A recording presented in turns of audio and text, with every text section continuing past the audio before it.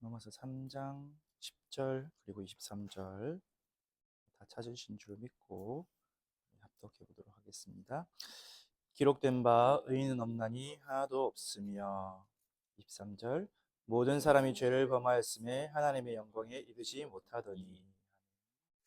오늘 제목은 왜 인간은 행복이 없는가. 제가 방금 전에 엘리베이터 타고 올라오는데 아주머니 한 분이 딱 타시는 한숨을 탁 내쉬더라고요. 막 종이를 보시면서 한숨을 내쉬면서 행복이 없으시구나.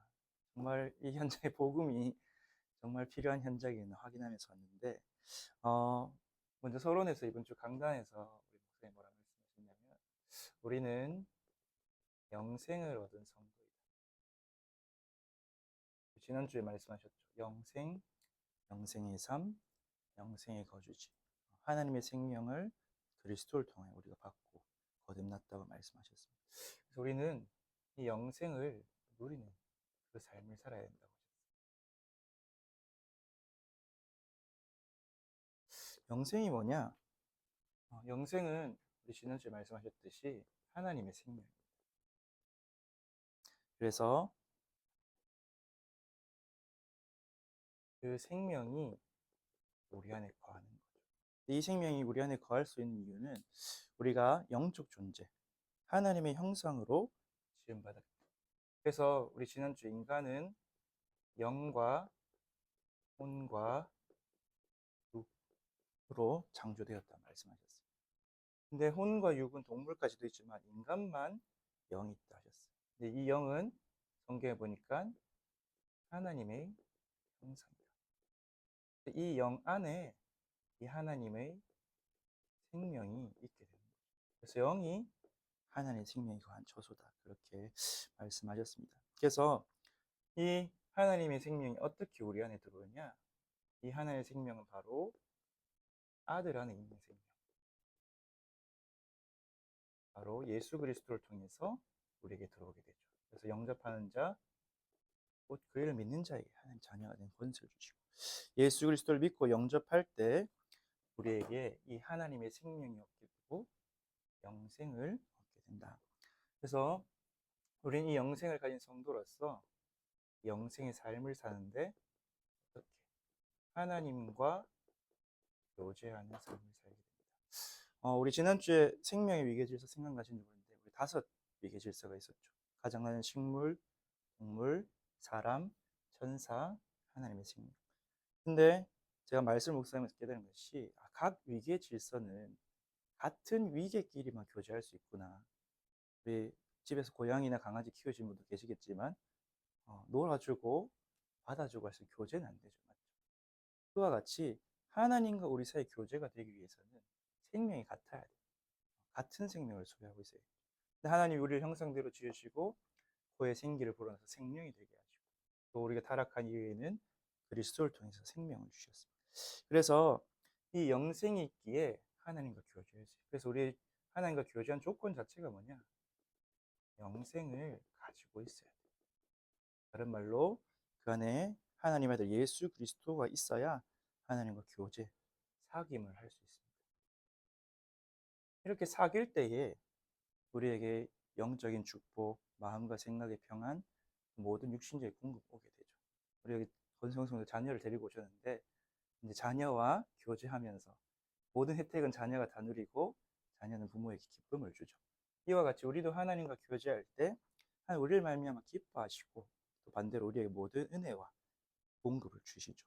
그래서 사실은 교제하면 할수록 누가 이익이냐? 우리가 이익이. 하나님도 기뻐하시지만 교제를 하면 할수록 모자란 게 저희가 더 많잖아요. 우리 여기 김명 랩런트인데 아직 부모님이 그늘 아래 있겠죠. 부모님이 그늘 아래 있기 때문에 부모님께 연락하면 다 얻을 수 있죠. 아빠 뭐가 필요해. 아버지가 딸내미 아주 사랑하시던데 다 얻을 수 있어요. 부모님의 능력 안에서. 그럼 하나님은 능력이 무한하시고 영원하시고 초월한 능력을 가지고 계시기 때문에 우리에게 모든 것을 공급하죠. 근데 이 교제를 할 수 있도록 주신 게 뭐냐? 가장 먼저 말씀을 주셨어요. 그래서 우리는 하나님과 언약을 가지고 다른 말로 그 언약 안의 계명들을 통해서 교제하는 거죠. 그래서 우리는 하나님의 말씀에 복종할 때 하나님 우리에게 생명과 또 아버지의 영광과 축복을 주세요. 그래서 아브라함, 이삭, 야곱, 요셉 등 말씀에 순종하는 자들에게 영적인 축복들을 다 부어주었어요.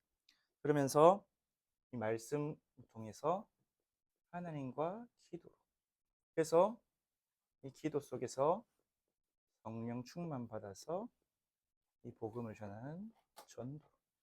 그래서 이것을 날마다 누릴 수 있도록 오늘의 말씀, 오늘의 기도, 오늘의 전도 세 가지. 그래서 이것을 매일 누릴 때 하나님과 교제할 수 있게 되었어요. 그래서 저도 전도사지만 하나님과 교제가 없는 날과 하나님과 교제가 있는 날이 달라요. 아침에 조금 일찍 일어나서 여유롭게 말씀을 묵상하고 기도해서 성령의 내주인도 역사를 확인하고, 또 오늘 내가 가야 될 현장, 결국 이 생명을 전달해야 될 현장을 확인하고 출발하는 거랑, 또 이 생명을 전달해야 할 현장을 놓치고 출발하는 거랑 전혀 하루가 다르죠. 그래서 하나님과 교제하는 것이 사실은 사람의 본질이에요. 이를 위해서 우리에게 생명을 주셨고 그리스도를 보내주셨고 교회를 주셨고, 그래서 이 영생을 누리는 거주지가 바로 교회죠. 사실 인류 최초의 교회는 아담과 하와 그 가정을 교회로 세우셔서 에덴 동산을 주시고 하나님과 교제하게 하셨고, 그리고 구원받은 우리가 바로 교회인데 개인 교회. 그리고 고린도전서 3장 16절 말씀대로 너희는 너희가 하나님의 성전인 것과 하나님의 성령이 너희 안에 거하신 것을 알지 못하니. 그래서 우리가 날마다 또 순간마다 매일 말씀, 기도, 전도로 하나님과 영적 소통을 하는 거죠.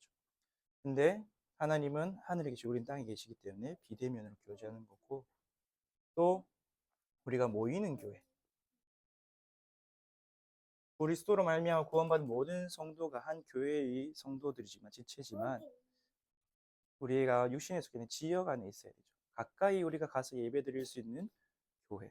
그래서 구약시대에는 성전을 지어서 1년에 3번 새 절기 때마다 모든 이스라엘 백성은 모여라. 또 우리 위험한 일 있을 때마다, 재앙이 있을 때마다 우리 미스바로 모이고, 또 도단성이 모이고, 또 광야 시대에는 좀 땡길까요?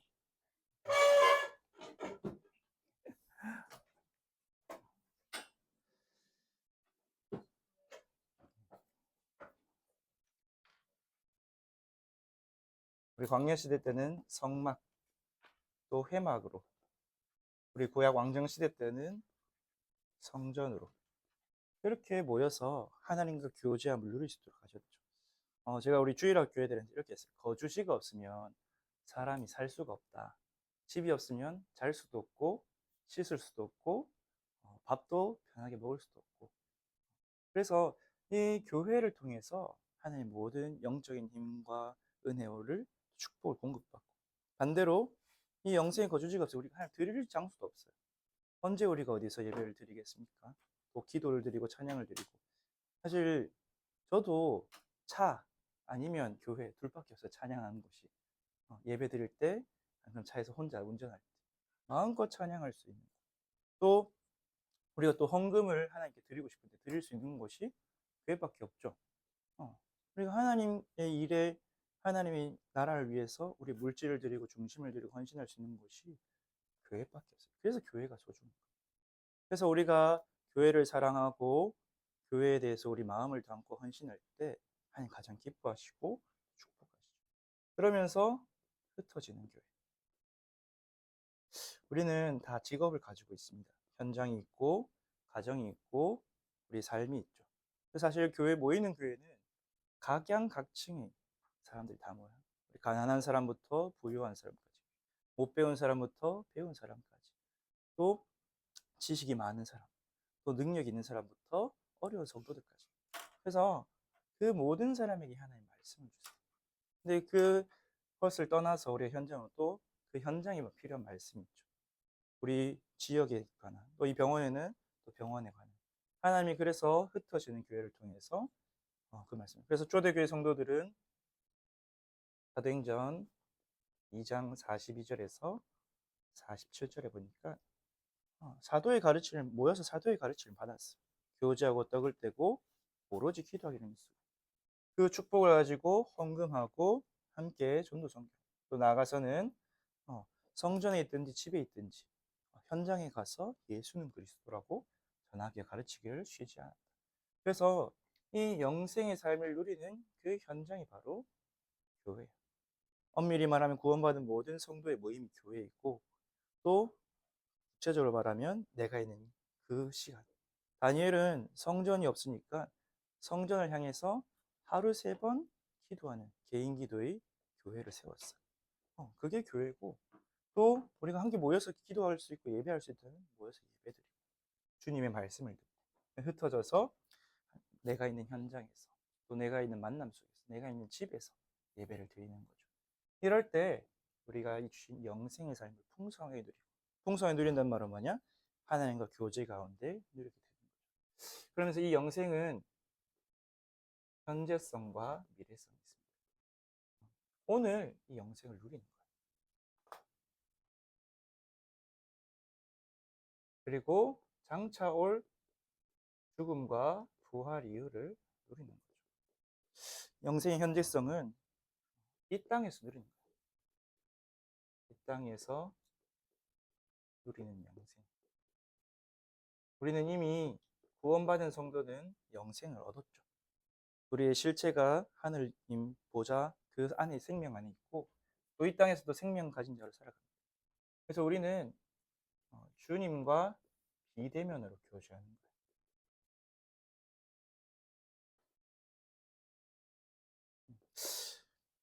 거예요. 바울은 이때 당시에는 비대면이라는 말을 설명할 수가 없어요. 마치 거울로 보는 것과 같다. 그렇게 이야기를 했어요. 우리 혹시 유튜브 보면 청동 거울 닦아놓은 영상이 있어요. 그러면 얼굴이 비치거든요. 저 거울보다 못하지 얼굴이 잘 비쳐요. 근데 선명하진 않아요. 그런 것 같이 주님과 본데 우리가 천국에 가면 주님과 직접 대면해 볼 거다. 근데 요즘은 우리가 이 비대면 교제가 익숙하죠. 우리 코로나를 지나면서 비대면 시대가 되었고, 그와 같이 말씀과 기도로 시공간을 초월하여 주님과 교제, 이 땅에서 그렇게 교제하다가 살아갑니다. 그래서 이 땅에서는 우리 육신이 있기 때문에 제한적이에요. 제한적 교제. 그래서 때로는 우리 안의 나 자아에 속기도 하고, 자기 주장의지나 몸의 사역 때문에 속기도 하죠. 사단이 또 죄의 세력으로 끊임없이 공격하기도 하고. 그래서 우리 평신도 목회자 할 거 상관없이 육신이 있기 때문에 연약할 수가 있어요. 근데 그것을 넘어서 우리 영생의 삶을, 영생의 거주를 통해서 주님과 교제하는 거죠. 그래서 이것이 우리 현재의 영생의 현재성이고, 이 땅에서 누리는 영생. 또 우리가 죽음을 겪게 되죠. 한번 죽는 것은 사람에게 정한 것이고 심판이 있습니다. 죽음 이후 우리 영생 가진 자의 죽음은 어떤 것이냐? 영생 가진 자의 죽음은 부활의 때까지 안식하는 거예요.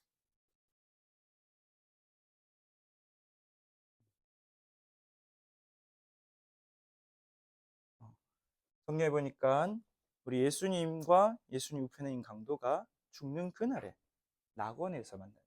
죽는 즉시 우리는 천국에 가서 안식하게 됩니다. 누가복음 16장에서도 거지 나사로가 땅에서는 비록 축복을 받지 못하고 거지처럼 살다 죽었지만 죽음 이후에 아브라함의 품에서 안식한다고 되어 있었죠. 그래서 죽음 즉시 천국에 가고 거기서 주님과 대면으로 교제하죠. 얼굴과 얼굴을 마주하여 교제한다고 성경은 이야기하고 있죠. 그러면서 우리 육신의 죽음은 뭐냐? 씨를 심는 거였어요. 씨. 무엇을 위한 씨냐? 부활의 몸을 열매 맺기 위한. 그런 열매를 맺기 위한 우리가 땅에 씨앗을 심으면 씨앗의 생명이 죽고 뿌리를 내리고 싹을 터서 열매를 맺듯이 우리 영생 가진 자의 죽음은 부활의 몸을 예비하는 죽음이라. 그래서 이걸 보고 뭐라 하냐? 이 낙원에 있는 것을 중간 상태라고 말씀하셨어요. 어떤 중간 상태냐? 죽음과 부활이라는 그 간격. 그래서 언제까지? 이 주교의 종말. 주님 다시 오실 때 우리는 다 부활하겠죠. 부활의 날은 곧 재림의 날이죠. 그래서 영생의 미래성은 결국 언제 완성되냐? 부활 이후에 완성이 되죠. 부활 이후의 영생. 그래서 영생 가진 자는 천국에서 안식을 취하다가 주님 다시 오실 때 이 천국 복음이 모든 민족에 증거되는 끝이 올 때 그때 부활을. 그래서 예수님이 부활의 몸으로 부활하셨던 것처럼 우리도 같은 몸으로 시공간을 초월하고 삶을 누릴 수 있는. 그래서 예수님이 부활 이후에 동해 번쩍 서해 번쩍 나타나셨죠. 엠마오에 나타나셨다가 갈릴리에 나타나셨다가 겨울 통과에 나타나셨다. 그러면서 또 떡과 물고기를 잡수시기도 하고. 그와 같이 우리가 전에는 지금은 죄의 몸, 우리 죄 가운데 태어난 육신. 바울은 육신을 옛사람이라고 표현했어요. 우리 몸 바디가 아니라 죄에 속한, 사단에 속한 그 근본 본성이다. 근데 그때는 부활의 몸은 완전히 새로운 몸, 육신을 벗고 하나님 주신 새 몸이 되는 거죠. 그러면서 새 하늘과 새 땅에서 그리스도의 신부로 새 세토로 왕국을 타리라. 주님과 어린 양의 혼인 잔치를 지나서 그 그리스도의 신부가 되어서 새 세토로 이 새 하늘과 새 땅에서 왕노릇을. 그렇기 때문에 우리는 뭐가 있냐? 이 영생의 누림과 소망이 있죠.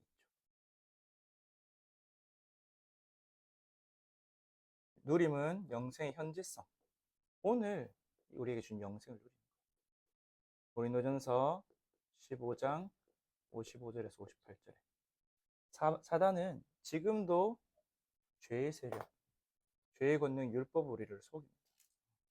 여기 보니까 쏜다고 했어요. 벌이 독을 침을 쏘듯이 스팅, 영어 버전에 보니까 스팅, 찌르다.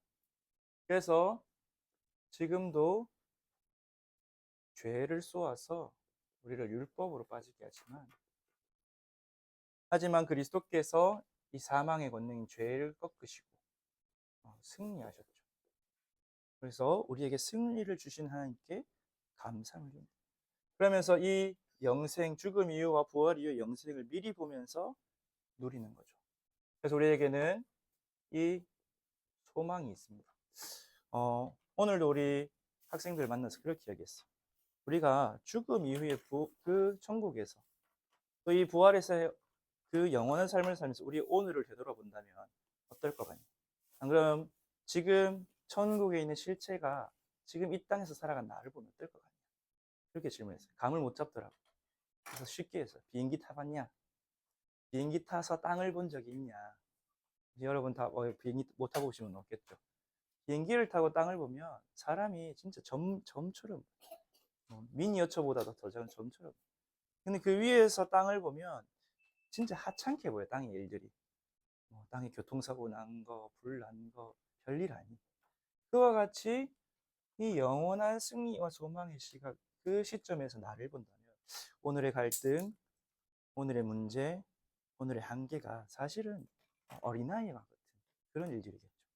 그래서 우리는 이 영생의 소망을 미리 가지고 누립니다.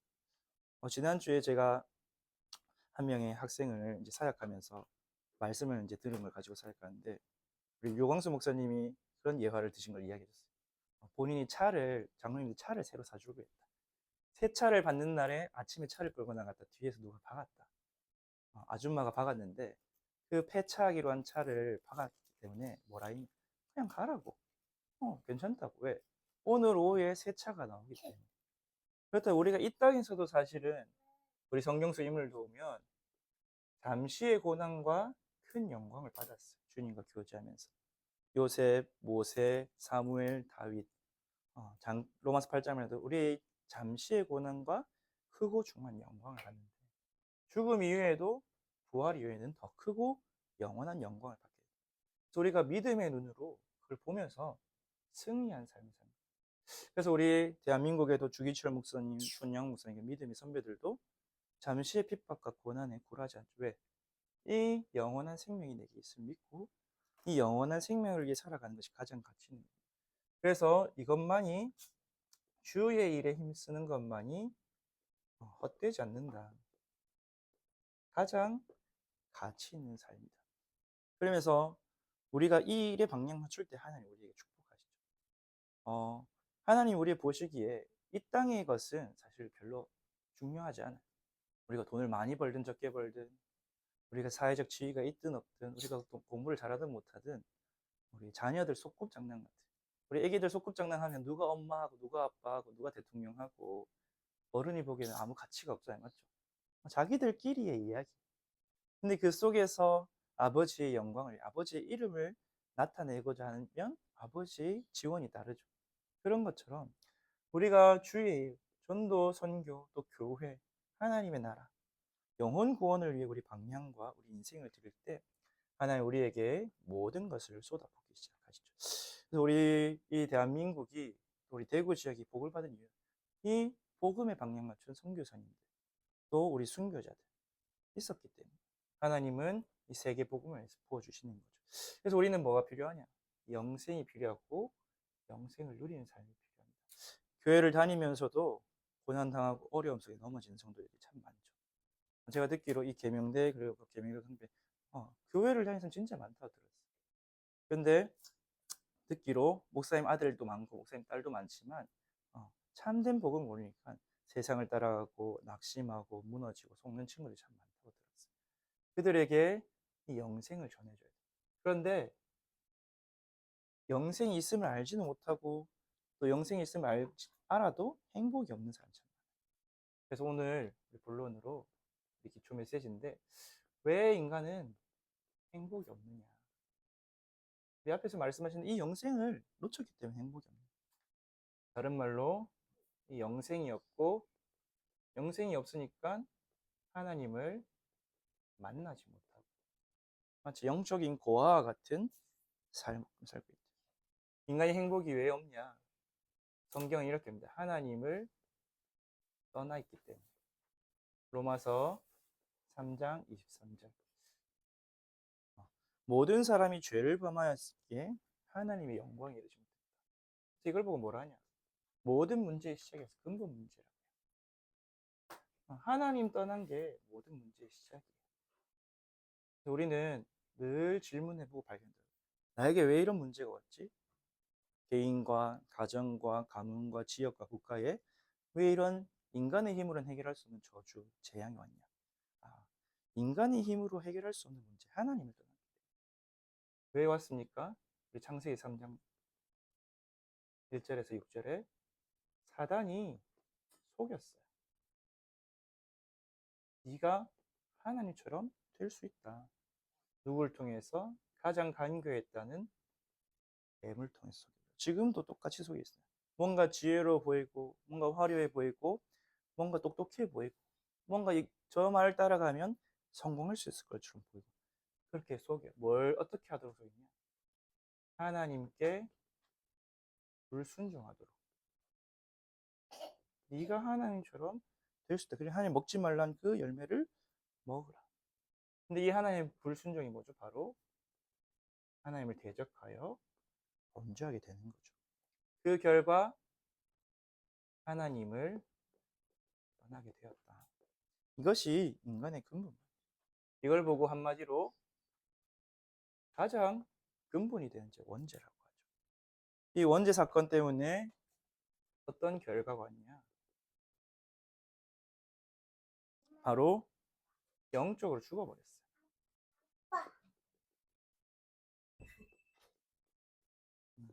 우리 창세기 2장 17절에 그 열매를 먹는 정령 죽으리라 하셨는데 진짜로 죽고 어떻게 했냐? 성경에 보니까 눈이 밝아졌다 돼 있거든요. 무슨 눈? 육신의 눈. 영이 죽으니까 육신만 밝아져서 그 밝아지자마자 보인 게 뭐예요? 벌거벗었으므로 부끄러웠더라. 그래서 죽은 자는 부패가 시작돼요. 지정의 우리 혼이 다 부패해져서 생각하는 것, 감정, 의지가 모두 악하고 부패하였더라. 우리 창세기 6장에 있죠. 그래서 죄악이 이 땅에 관영하였다. 영적으로 죽은 자가 되니까 또 하나님께 범죄한 자니까 하나님과 분리되어서 어떻게 됐냐? 하나님 분리되자마자 뭐라 하셨죠? 네가 저주를 받아 고통을 당할 것이다. 수고하여 먹게 되고 여자는 해산의 고통을 당하게 될 것이다. 이 고통 속에 그래서 하나님과 분리된 상태가 뭐냐? 바로 지옥의 상태죠. 은혜가 없는. 그러면서 죄를 짓는 자는 사단의 종이 된다고 성경은 얘기했어요. 그래서 한평생 마귀에게 붙잡혀 종노릇하다 죽어서는 마귀가 하는 지옥에 가게 됩니다. 이게 하나님을 떠난 인간의 삶. 그러니까 행복이 없는 거예요. 그래서 이 하나님 떠난 결과로 오게 된 게 뭐냐? 불신자 상태입니다. 그래서 병원에 오시는 분들을 보면 그대로 있을 거예요. 이 속에. 하나님을 떠난 상태. 바로 마귀의 자녀가 되어서 그 마귀의 욕심대로 행한다 했어요. 성경. 요한복음 8장 44절. 에베소서 2장 3절. 육체의 욕심을 따라 돈을 따라가고 세상을 따라가고 쾌락을 따라가고 그러면서 거짓말하고 남을 죽이고 그래서 사단에게 사로잡힌 사람이면서 생명을 무가치하게 여겨요. 그래서 살인하고 남을 괴롭히고 폭력을 행하고 개인이든 가정이든 국가든 근데 그렇게 할 수밖에 없어요. 신분 자체가 마귀의 자녀고 또 환경, 자란 환경 자체가 마귀의 환경이고 배경 자체가 완전 마귀의 나라죠. 여러분 우리 좋은 환경에서 자라 좋은 공부를 다 하셨잖아요. 맞죠? 반대로 신분과 환경, 배경, 부모가 누구냐, 어떤 가정 배경, 어떤 가정 환경이, 지역의 환경에 따라서 그 사람의 인생이 결정. 근데 마귀 자녀는 그 마귀의 욕심, 거짓말하고 살인하고 죽이고 빼앗고 사기치고 멸망시키고 폭력을 행하고 강탈하고 그게 디폴트 값이 기본 값이. 그러니까 누구를 의지할 수밖에 마귀를 의지할 수밖에 없어요. 우상을 숭배할 수밖에 없어요. 고린도전서 10장 10절에는 이방인들의 제사는 귀신과 교제하는 것이다. 고린도서 12장 2절에는 너희는 그때 말 못하는 우상에게로 끌려간다. 근데 우상 숭배를 안 할 수가 없어요. 개인에게 가정에게 문제가 있는데 원인을 몰라요. 이유를 몰라요. 뭔가 원인이 있고 이유가 있으면 뭐 그걸 해결책을 내놓을 텐데 이유 없이 원인 없이 자꾸 재앙이 오고 저주가. 그럼 결국에 누굴 찾아갈 수밖에 없냐? 점쟁이 찾아갈 수밖에 없어요. 또는 우리나라는 절에 찾아가죠. 이렇게 섬길 수밖에 없어요. 그래서 결국에는 귀신을 따를 수밖에 없어요. 점쟁이한테 가면 뭐랍니까? 제사를 안 지내서 그렇다. 조상에게 제사를 드려라. 귀신이 붙었다. 구슬해야 된다. 더 큰 신을 불러서 그 악신을 쫓아내야 된다. 그래서 500만 원짜리, 1000만 원짜리, 5천만 원짜리 이렇게 점점 더 센 신을 불러요. 그러면 우리나라처럼 이렇게 발전된 나라만 있으면 아니에요. 저 아프리카 또는 남미에 뭐가 있죠? 주술, 미신. 하나님 떠난 인간이 있는 곳이라면 사단이 주인 되어 있어요. 저 아프리카 아마존 가장 깊은 곳에서 뭐합니까? 주술한다니까요. 신을 찾고 우상숭배를 할 수밖에 없어요. 신분이 마귀잖아요. 그러니까 당연히 시달리죠. 정신이 문제가 오고 옵니다. 사도행전 10장 38절 이렇게 예수께서 마귀에게 눌린 자들을 고치셨다. 우리 학생들도 좀 안 좋은 가정 환경에서 자란 친구들은 눌려 있어요. 근데 우리 교회 다니는 친구도 율법적인 가정에서 잘 눌려 있거든요. 저희는 아버지가 고신 출신 목회자였는데 어릴 때 좀 눌려 있었어. 주일날 돈 쓰지 마라. TV도 보지 마라. 주일날 빼먹으면 안 된다. 거짓말 하지 마라. 율법으로 꽉 물려 있었는데, 근데 그건 애교. 불신자들 보니까 완전히 부모가 폭력, 알코올 중독 또는 여러 가지 문제들 더 심해요. 완전히 사단에 잡혀서 마음, 생각, 육신 눌려서 살아가죠. 그러니까 우울증, 조울증, 우리 의사 선생님이 더 잘 아시겠죠, 간호사분들은. 정신의 문제가 올 수밖에 없다. 창세기 1장 2절 말씀대로 흑암, 혼돈, 공허 때문에 불안하고 초조하고 스트레스 받고 예민하고 짜증나고 그런 것들이 쌓여서 정신이 더 심각한 질환까지 가게 되고 나중에 정신병까지 가게 되죠. 그래서 도저히 고칠 수 없는 상태. 그러다 보니까 당연히 육신에도 문제가 올 수밖에 없습니다. 몸에 질병이 올 수밖에 없죠. 이유도 모를 병도 오기도 하고 불치병, 난치병. 그래서 제가 이제 계속 사역을 하다 보면 정신이나 뇌 또는 어떻게 이런 병을 가지게 됐을까 심각한 병들 보면 다 여기서 와요. 우상숭배 심각한 집안들. 제가 지금 오늘도 방금 전에 이제 요양병원 이제 한 명 이제 사역하고 있는데 자가 면역성 뇌염이 왔어요. 그래서 군대에서 자가 면역성 뇌염이 와서 지금 이번에 재활 중에 있는데 제가 먼저 제일 먼저 만나자마자 집안 배경이 뭔지. 친가는 할아버지가 목사님, 근데 아빠는 교회 안 나가고. 외가는 엄마, 외할머니 심각한 불교 신자. 매년 절에 가서 공을 드리고 예불 드리고 이제 또 부처님 오신 날 되면 가겠죠. 그런 영적 배경 속에 질병, 또 삶 자체가 무너진 삶. 무기력하고 무능력하고 통제가 안 되고 분노가 조절이 안 되니까 인간관계도 무너지고 규모도 무너지고 그러니까 경제도 안 되고 여러 가지 인간적인 육신적인 문제 또 심하면 늘 분쟁하는 인생 관계가 하나도 안 되니까 분쟁하고 빼앗고 싸우고 그러니까 육신의 문제가 삶의 문제가 가득해 그러면서 죽음 이후에는 지옥 평생을 죽기를 무서워하다가 죽어서는 지옥에 가게 되고 제일 무서운 건 결국에는 후대에게까지 이게 대물림되죠. 출애굽기 20장 3절에서 4절에 3, 4대까지 이 우상숭배의 저주가 내려간다 했어요. 성경에 아버지의 죄를 아들에게 묻지 않겠다고 하셨는데 이 우상숭배의 죄, 나를 미워한 자, 여호와를 미워한 죄를 갚되 3, 4대까지 이르게 하겠다. 심지어 마태복음 27장 25절에는 유대인들이 예수님 십자가 못 박을 때 이런다. 그 핏값을 우리와 우리 후손에게 돌리소서. 근데 그 외침이 그 수백 년 동안, 수천 년 동안, 거의 2000년에 가까운 기간 동안 유대인에게 재앙이 왔죠. 아직도 끝나지 않았어 유대인의 재앙. 지금도 이란과 이스라엘 전쟁에서 분쟁이 끊어지지 않죠. 히틀러로 인해서 2차 세계대전에 수백만 명이 학살당하고 그 이전에도 온 유럽에서 핍박당하고 후대의 저주가 내려가죠. 그래서 이 영생을 얻지 못한 인생은 하나님을 떠나 있기 때문에 완전히 망할 수가 있어요. 망할 수밖에 없죠.